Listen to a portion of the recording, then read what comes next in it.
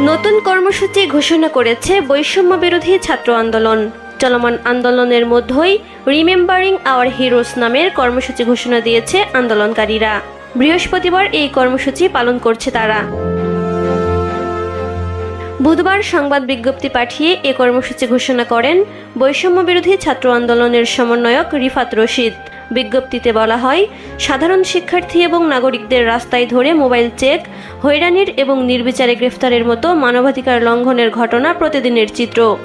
এছাড়াও আগামীর বাংলাদেশ গড়ার কারিগর, জাতির শ্রেষ্ঠ সন্তান, বিশ্ববিদ্যালয়ের সম্মানিত শিক্ষক মণ্ডলীর উপর ক্যাম্পাসের ভেতরে হামলা করা হয়েছে। এমনকি ঢাকা বিশ্ববিদ্যালয়ের লোক প্রশাসন বিভাগের শ্রদ্ধেয় শিক্ষিকা শেহরিন আমিন এবং নুসরাত জাহান চৌধুরীর গায়েও হাত তোলা হয়েছে। আমরা এসব নেক্কারজনক ঘটনার জন্য তীব্র নিন্দা এবং প্রতিবাদ জানাচ্ছি। একটি স্বাধীন দেশে এমন নজিরবিহীন মানবাধিকার লঙ্ঘনের ঘটনা জাতির জন্য অত্যন্ত লজ্জাজনক।